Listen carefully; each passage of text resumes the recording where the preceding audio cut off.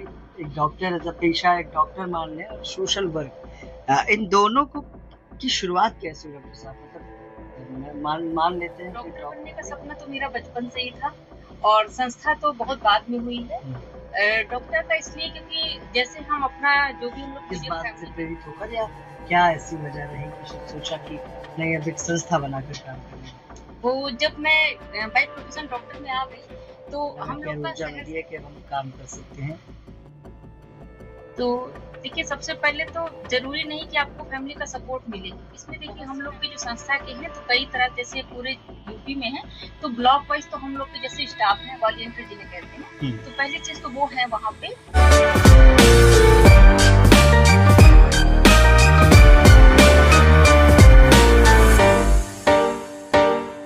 नमस्कार, मैं विक्रम और अपने इस पॉडकास्ट में आज फिर आपको एक खास शख्सियत से हम रूबरू कराएंगे। लगातार अपने पॉडकास्ट में हम उन लोगों की बात कर रहे हैं, उन लोगों से आपको परिचित करा रहे हैं, जो समाज में परिवर्तन ला रहे हैं, समाज में अलग-अलग तरह से चेतना जगाने की कोशिश कर रहे हैं। आज भी इस पॉडकास्ट में हम एक समाज सेविका, एक प्राकृतिक डॉक्टर से बात करेंगे। जिन्होंने समाज सेवा करके महिलाओं का उत्थान किया, उन्हें सशक्त बनाया और समय-समय पर इसी तरह से वो महिलाओं के लिए, युवाओं के लिए अभियान चलाती रहे। हमारे साथ बातचीत के लिए आज डॉक्टर प्रीति श्रीवास्तव जो श्री साई उत्कर सेवा संस्थान की अध्यक्ष है, उसके साथ-साथ एक नेत्रोपैथी की डॉक्टर भी है। आइए अपने खास मेहमान से आपको रूबरू कराते हैं, उनका स्वागत करते हैं। डॉक्टर साहब बहुत-बहुत स्वागत आपका हमारे इस पॉडकास्ट में। क्या कुछ कहना चाहेंगी अपने बारे में हमारे दर्शकों से? सबसे पहले तो आप यहाँ पे इतना अच्छा पॉडकास्ट के लिए आए, इसके लिए थैंक यू आपका बहुत बहुत, आपके चैनल का और सभी लोगों का। और अपने बारे में मैं एक अगर शॉर्ट में बताऊं तो मेरा नाम डॉक्टर प्रीति श्रीवास्तव है। मैं एक नेचुरोपैथ प्राकृतिक चिकित्सा की डॉक्टर हूँ। साथ साथ मैं एक nutritionist and food supplement advisor भी हूँ। इसके साथ साथ मेरा बिजनेस भी है सोलर पैनल का। साथ साथ संस्था है मेरी श्री साई उत्कर सेवा संस्थान के नाम जी। से। और वो संस्था काफ़ी मतलब 15 साल हो गए हैं मुझे और उस संस्था को रन करते हुए, जिसमें जो खास तरह की जो है तो उसमें महिलाओं के ऊपर ही काम किया जाता है। मैंने देखा है कि एक डॉक्टर एज अ पेशा एक डॉक्टर मान लें और सोशल वर्क इन दोनों को की शुरुआत कैसे हुई डॉक्टर साहब? मतलब मान मान लेते हैं कि डॉक्टरी की जो पढ़ाई आपने की, ये तो मान लीजिए कि घर परिवार चलाने के लिए कर ली। और उसके साथ साथ जब एनजीओ आपने खोला, तो इन दोनों की शुरुआत कैसे हुई? क्या प्रेरणा मिली थी जिस वजह से इन दोनों को सोचा कि नहीं साथ ही में करेंगे, दोनों समाज सेवा एक तरह से?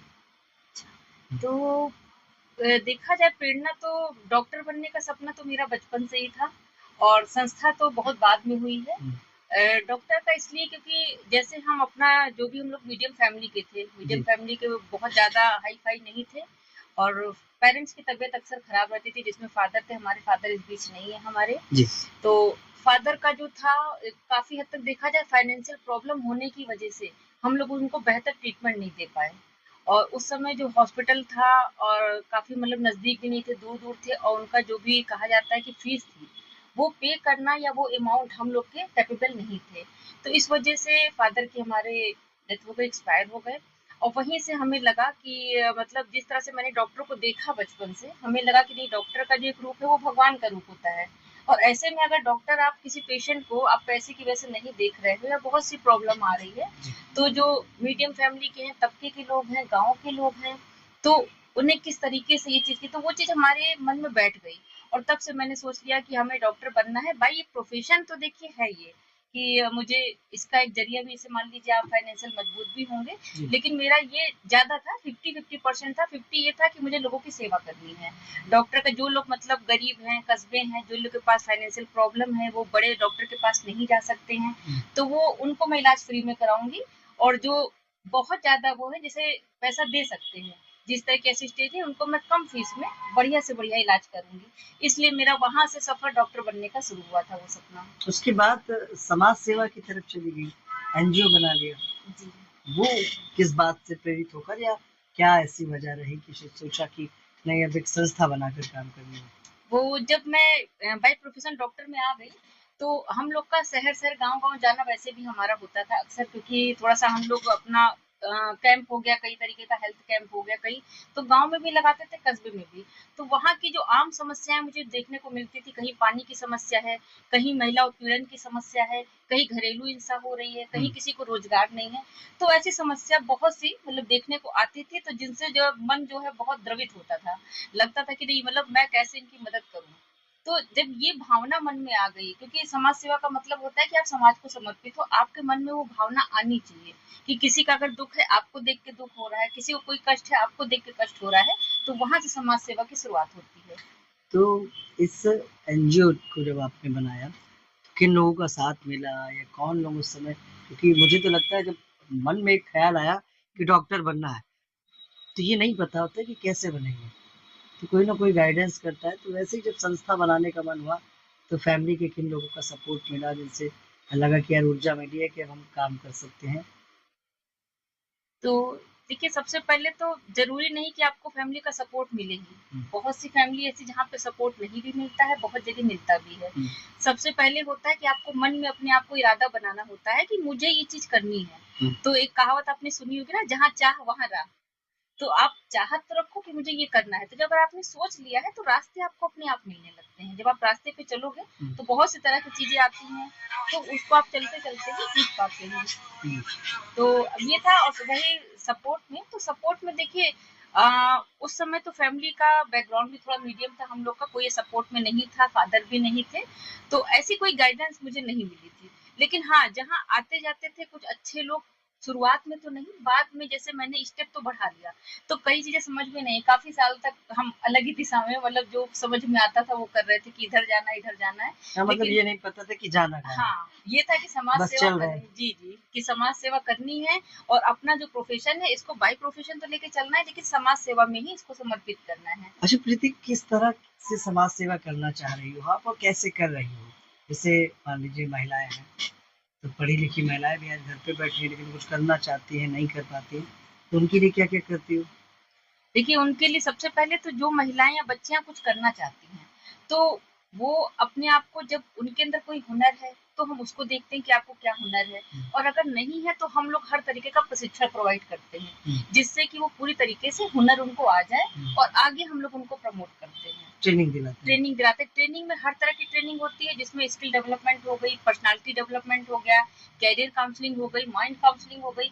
आजकल की आप देख रहे हो कि उनको सही दिशा बच्चों को नहीं मिलती, बच्चे बहुत भ्रमित हैं कि चैनल भी कई तरह के चल रहे हैं, तो आप देखते हो कि ये सही कि ये गलत, हुँ, जबकि हर चीज का एक रॉन्ग साइड भी होता है, एक राइट साइड भी होता है। अब उनको बीच में डिसीजन मेकिंग के लिए कोई एक गाइडेंस चाहिए, जो जरूरी नहीं कि पेरेंट्स से ही मिले। मान लीजिए किसी के पेरेंट्स बहुत पढ़े लिखे होते हैं, हुँ, किसी के नहीं पढ़े हुँ, होते, या वो उस लाइन के नहीं है, तो जितनी लाइन आजकल चेंजेस हो रही है, आप देख रहे होंगे, डिजिटल का जमाना है, बिल्कुल। तो वो फादर या मदर को नहीं पता है, तो हुँ, कहीं ना कहीं गाइडेंस की जरूरत है। तो प्रीति, वैसे उन महिलाओं को कैसे ढूँढती हो कि जैसे गाँव जाती हो तो महिलाएँ मिलती होंगी, कैसे पता चलता है कि इसको हम ट्रेनिंग दे सकते हैं या ये दिलचस्पी लेगी या ये काम करेगी? तो इसमें देखिए, हम लोग की जो संस्था के हैं तो कई तरह, जैसे पूरे यूपी में है, तो ब्लॉक वाइज तो हम लोग के जैसे स्टाफ हैं, वॉलंटियर जिन्हें कहते हैं, हुँ, तो पहली चीज तो वो है वहाँ पे। और कई तरह से पंचायत हो गई, ग्राम सभा हो गई, हुँ, पार्षद हो गए, तो उन लोग से हम लोग संपर्क करते हैं कि आप जो भी बच्चियां महिलाएं हैं, हुँ, वो कुछ करना चाहती हैं, सशक्त होना चाहती हैं, अगर वो कुछ चाहती हैं आगे करना, तो एक बैठक हमारी कराइए, तो हम उनको जो भी चीजें हैं हमारे संस्था में चल रही हैं, हम उन लोग को बताएंगे। पहला तो ये रहता है। दूसरा, हम खुद भी गाँव-गाँव जाते हैं, जितना मुझसे हो सकता है मैं गाँव-गाँव के राउंड दौरा करती हूँ। हुँ, तो वहाँ पे भी मैं जा के महिलाओं, बच्चियों को जैसे अपना मिलती हैं, तो उनको बताती हूँ कि जब जब हम लोग बताना शुरू करते हैं, तो 4-5 महिलाएँ जैसे मिल गई। अब वो जब कुछ बोल रहे हैं, तो सामने से सब लोग आएँगे, इकट्ठा भीड़ होने लगती है। तो इस तरीके से भी मैं पंचायत में, गाँव में हर जगह जाती हूँ, और वहाँ महिलाएँ, बच्चे इकट्ठा होती हैं, तो उनको इस कार्यक्रम के बारे में जो भी मेरे चल रहे हैं, उसको बताती हूँ, और साथ-साथ उनकी बातें भी सुनती हूँ कि आपको क्या चाहिए, आप क्या करना चाहते हो। अगर कुछ करना चाहते हो तो आप संस्था से जुड़ के, बहुत तरह के प्रोजेक्ट हमारे चल रहे हैं, हुँ। आप उसमें शामिल हो सकते हो। तो मतलब किसी महिला को अगर रोज़गार की ज़रूरत है, हाँ। तो आपकी संस्था से संपर्क करके ट्रेनिंग हाँ, प्रशिक्षण ले अभी सकती है। रोजगार तक का तो है, हुँ, और कई चीजें हैं रोजगार में। आपका केवल एक, कई तरह का आता है। एक होता है कि पार्ट टाइम जॉब होती है, हुँ, जैसे एसएचजी समूह जो चल रहे हैं, आप सुनने में आता है। और दूसरा होती है फुल टाइम जॉब, वो जैसे आप किसी कंपनी में हो गए, कहीं किसी पे बैक ऑफिस में हो गए। तो जॉब में भी रोजगार में भी हर तरह का है कि जो घर बैठे महिलाएं हैं उनको कई तरह के प्रशिक्षण, जैसे अगरबत्ती बनाना हो गया, अचार बनाना हो गया, पापड़ बनाना हो गया, वो निकल नहीं सकती, तो हम लोग उनको इस तरीके का हुनर बता के प्रमोट करते हैं। जो बच्चियां बाहर जॉब कर सकती हैं उनको हम लोग उस पर्सनालिटी डेवलपमेंट, स्किल डेवलपमेंट के थ्रू पूरी ट्रेनिंग देते हैं कि आप किस तरह से जॉब के लिए रेडी होंगे, फिर हम लोग उनको जॉब भी दिलाते हैं। तो इस तरीके से जो महिलाएं कहती हैं कि हमें ये करना है, इस दिशा में बढ़ना है, उस दिशा में हम उनको प्रमोट करते हैं। देखिए, एक महिला किस तरह से समाज में अलग-अलग तरह से अपने किरदार को निभाती है। डॉक्टर प्रीति श्रीवास्तव भी इसी किरदार को निभा रही हैं। घर संभालने के बाद डॉक्टरी के पेशे से लोगों को संभालना, एनजीओ के माध्यम से गांव में उन महिलाओं को जागरूक करना, उन महिलाओं को प्रशिक्षित करना जो पढ़ी लिखी तो है लेकिन कुछ कर नहीं पा रही हैं। अब बात करते हैं इनके पेशे की। डॉक्टरी यानी कि प्राकृतिक चिकित्सा से जुड़े कई सवालों पर हम डॉक्टर प्रीति से चर्चा करेंगे, क्योंकि आज दवाओं का जमाना है। जब आप किसी भी घर में जाएंगे तो कोई ना कोई ऐसा जरूर मिलेगा जिसकी दवाएं चल रही हो। चलिए बातें करते हैं डॉक्टर प्रीति जी से। प्रीति जी, प्राकृतिक चिकित्सा सबके मन में है, कुछ लोग तो जान ही रहे हैं, जितने एजुकेटेड लोग हैं ये बेहतर बेहतर तरीके से जानते हैं कि प्राकृतिक चिकित्सा आखिर क्या है। लेकिन है क्या ये? अ, अगर इसे मैं और बहुत मान लीजिए आधुनिक जो चिकित्सा है उससे कैसे अलग इसको देखते हैं हम?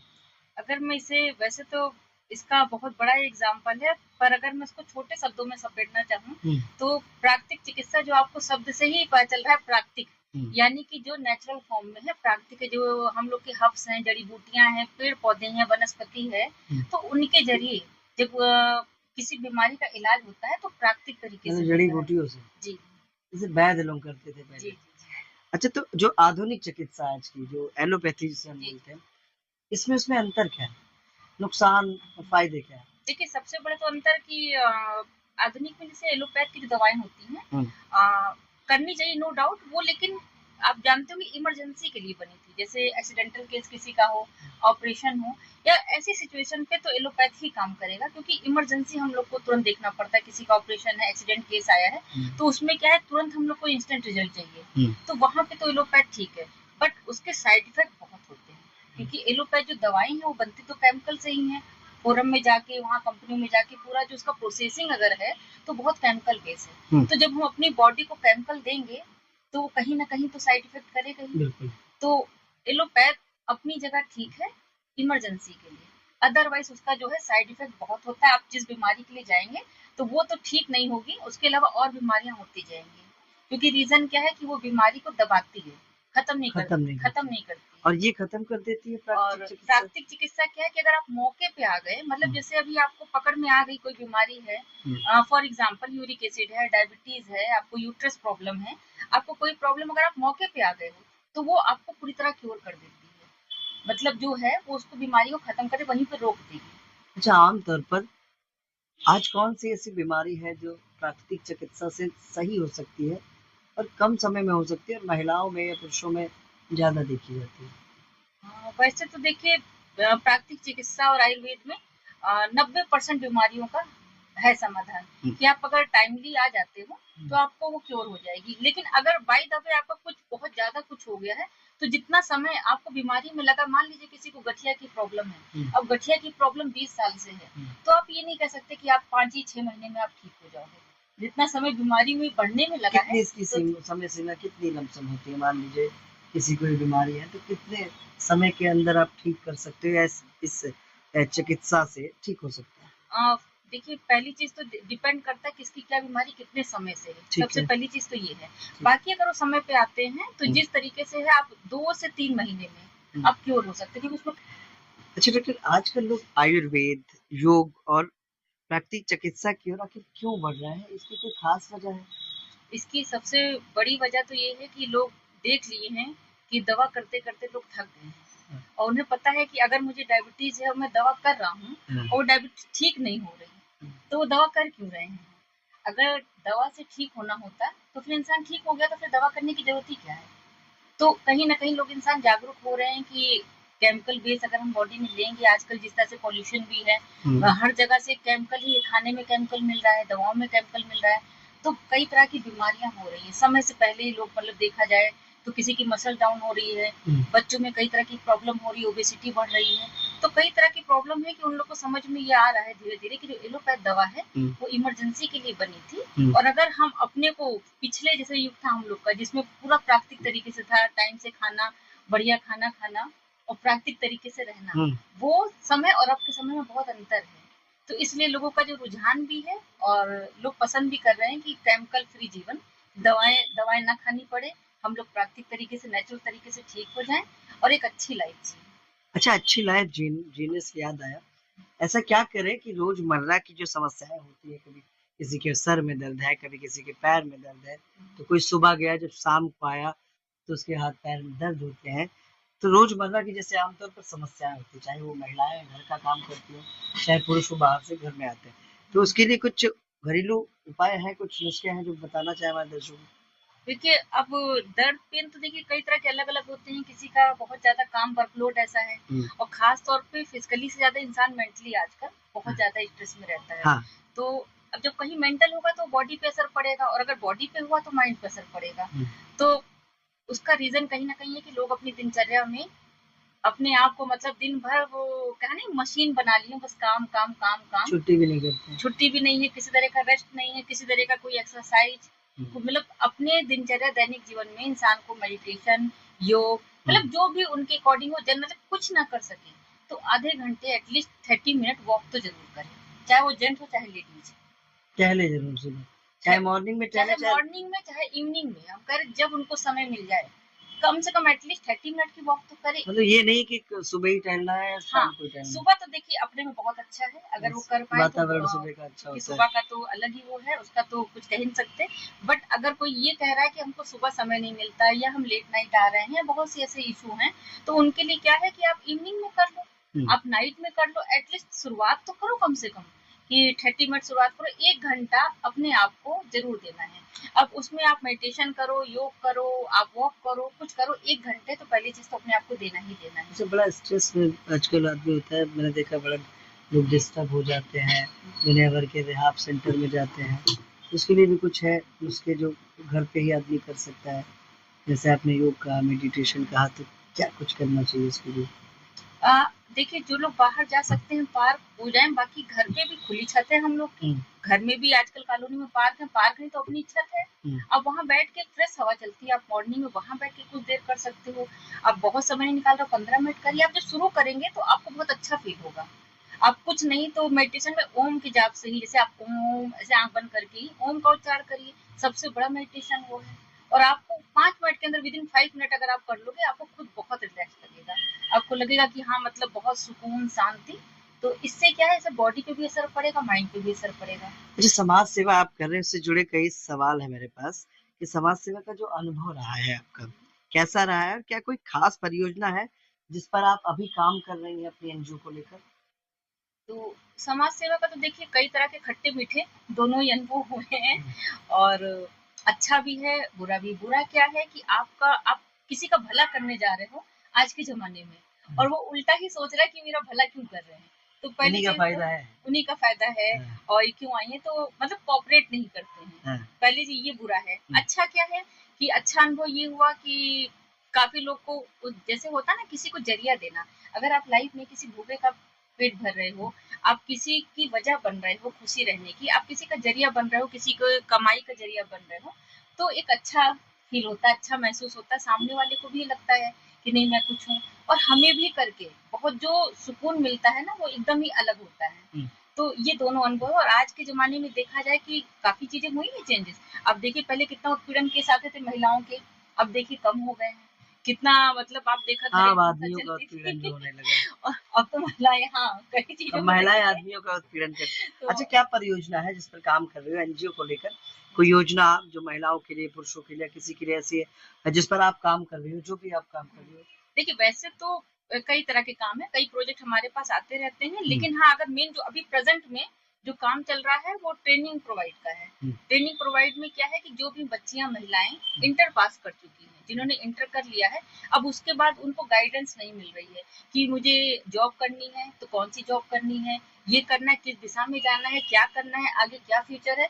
तो जो उनकी जितनी भी माइंड की चीजें हैं, तो उनको एक हमने कह सकते हैं बैच में कर दिया है कि ट्रेनिंग प्रोग्राम। उस ट्रेनिंग प्रोग्राम में बच्चियों का क्या हम लोग स्किल डेवलपमेंट, पर्सनालिटी डेवलपमेंट, जैसे मेंटली रूप से भी उनको करना, मेंटली काउंसलिंग हो गई, कैरियर काउंसलिंग हो गई, रिज्यूम से लेकर के कि कैसे रिज्यूम बनेगा, कहाँ आपको जॉब मिलेगी, कहाँ अप्लाई करना है, ए टू जेड। मतलब उनको पूरी तरीके से हुनर परक बनाना कि वो हुनर बन जाए, पूरी तरीके से रोजगार परक बनाना और उनको मजबूत बनाना, सक्षम बनाना, ये प्रोजेक्ट है। और अगर इसमें कोई भी महिला या बच्चियां किसी भी जिले की, क्योंकि ये पूरा यूपी का काम है मेरा, तो यूपी से कोई भी बच्चियां, महिलाएं या कोई भी हैं जो इस मेरी संस्था से जुड़ के इस वर्क को करना चाहते हैं और सहभागिता चाहते हैं, कि सहयोग चाहते हैं, कि जिस तरीके से कि वो जुड़ के इस काम को बढ़ाना चाहते हैं, बहुत अच्छा काम है, लोगों की हेल्प करना है, इसमें कुछ खास नहीं करना है कि किसी को कुछ देना है, कहीं जाना है, कुछ लेना है, 1 रुपया किसी से नहीं लेना है इसमें बस बच्चियों, महिलाओं को जो इंटर पास कर चुकी हैं, उनको हमें इतना हुनर देना है कि वो हर तरीके से सक्षम बने और उनको रोजगार भी दिलाना है। अच्छा प्रीति, आपके काम से क्या लगता है, इतने दिनों से आप सोशल वर्क कर रही हो, कोई सकारात्मक बदलाव देखने को मिले आपको कि लगा यार कि मेरी इस एक्टिविटी से या मेरे इस पहल से कुछ बदलाव इस इलाके में, इस क्षेत्र में जहाँ पे भी आप काम किए हुआ है, कभी लगा ऐसा? हुआ है, ऐसे कई जिले हैं, जैसे झारखंड है, झारखंड में अभी वहाँ पे आप पहले जानते होंगे आदिवासी रहते थे, आदिवासी वही पत्ते और वो सब पहनते थे, लेडीज जो वो सब सारी चीजें थी।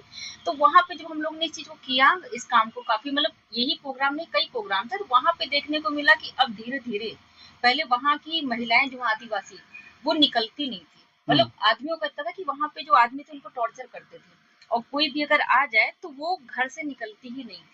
आज की डेट में हम लोग ने काफी साल वहाँ झारखंड में हो गया काम करते, अब वो महिलाएं इतना उनको हुनर सक्षम आ गया है कि वही लोग बैठ के, अब घर से कोई मीटिंग होती है तो हम लोग को बताना नहीं पड़ता है, वो लोग ऑलरेडी निकल के आती हैं और बात करती हैं सामने हमसे। तो उनको बोलने का जो वो हुआ है ना, बोलने की कला या निकलने का जो हुनर और कई चीजों को बनाने का, ये चीज बहुत अच्छी है। और दूसरी तरफ कि जो महिलाएं, आप देखे होंगे कि बच्चियां या महिलाएं, एक बहुत केसेस आते थे कई तरह के उत्पीड़न के भी, तो वो इतनी सक्षम नहीं थी कि अपने को सेव कर पाए। अब वो दिशा में कई तरह की, देखिए वीरांगना प्रोजेक्ट चल रहे हैं जिसमें महिलाओं को पूरा सशक्त बनाया जा रहा है, उसमें कई तरह की judo, karate, self defence training है, जिससे उनको मजबूत बनाया जा रहा है। तो ये भी बहुत अच्छा एक तरह से निकल के आया है। और उससे ज्यादा बेहतर क्या है कि जो हम लोग उनको पढ़ाई करा रहे हैं, ट्रेनिंग दे रहे हैं, उसमें से कुछ बच्चियां जो साइंस से रिलेटेड हैं, उनको नई नई चीजें देखने सुनने को मिल रही है। तो वो लोग, जैसे आप फॉर एग्जाम्पल आप किसी चीज को उड़ते हुए देखते हैं, तो आपको एक जिज्ञासा होती है कि वो हेलीकॉप्टर उड़ रहा है। तो अगर आप किसी को लिटरेचर में पढ़ाओगे, बच्चों को, आजकल के जो बच्चे हैं, तो उन्हें इंटरेस्ट नहीं आएगा।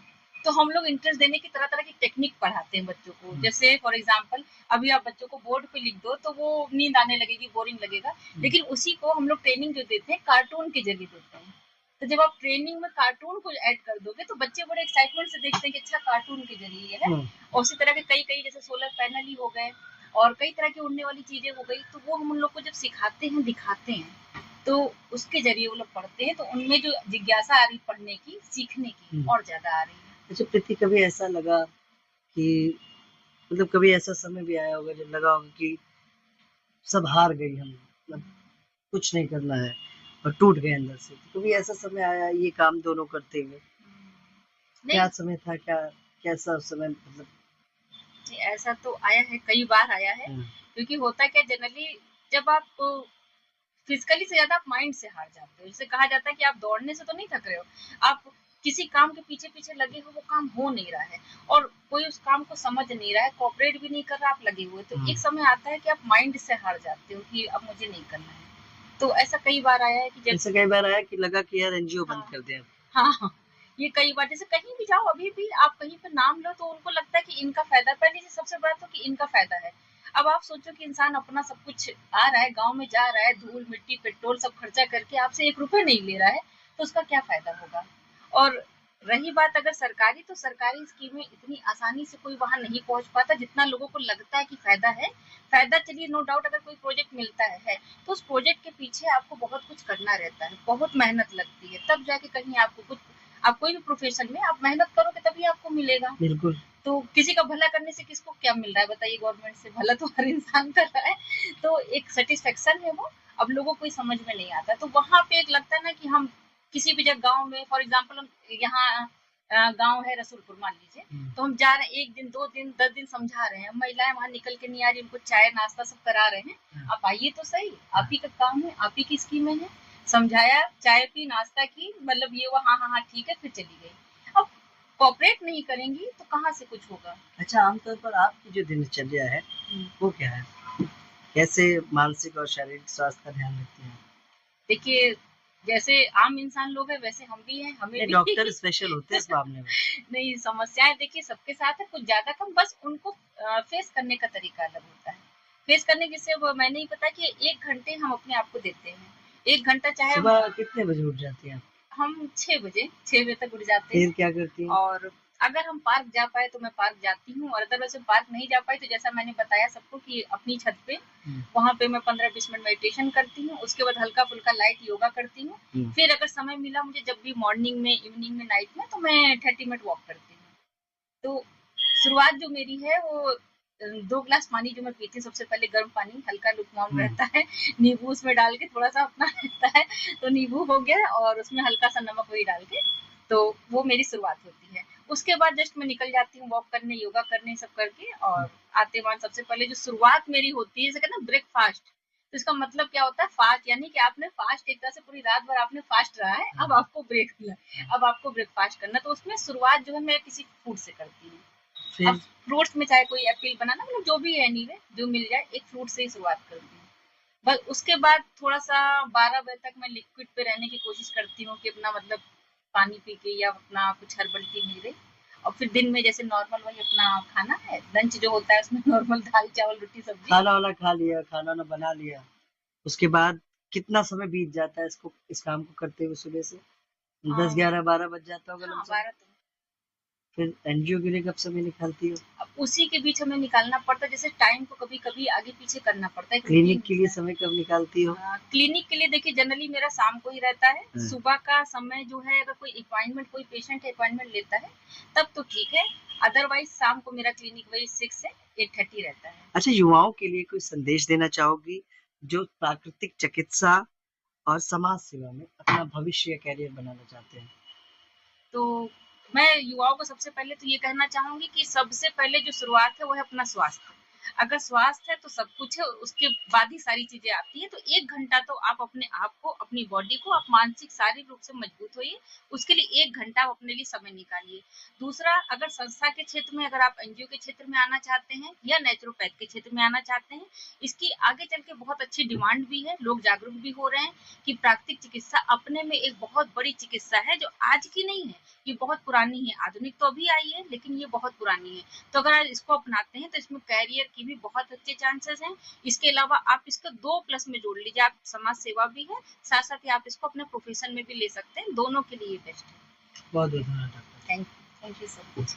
ये थी हमारे साथ हमारी खास मेहमान डॉक्टर प्रीति श्रीवास्तव। पॉडकास्ट समाज सेवा और स्वास्थ्य से जुड़ा था, क्योंकि डॉक्टर प्रीति किस तरह से अपनी दिनचर्या में समाज के लिए समय निकालती हैं, अपने मरीजों के लिए समय निकालती हैं, अपने परिवार के लिए समय निकालती हैं, और उसके बाद भी वो समाज सेवा कर रही हैं, महिलाओं के लिए नए-नए प्रोजेक्ट्स पे काम कर रही हैं, जो सरकार द्वारा चलाई जा रही योजनाएं हैं, उसको महिलाओं तक पहुंचाने के लिए गांव-गांव जा रही हैं। उम्मीद है हमारा पॉडकास्ट आपको पसंद आ रहा होगा, क्योंकि हम उन लोगों से आपको रूबरू करा रहे हैं जो समाज में परिवर्तन लाने के लिए कदम बढ़ा रहे हैं और समाज में अपना नाम और अपने प्रदेश का नाम रोशन कर रहे हैं। नमस्कार।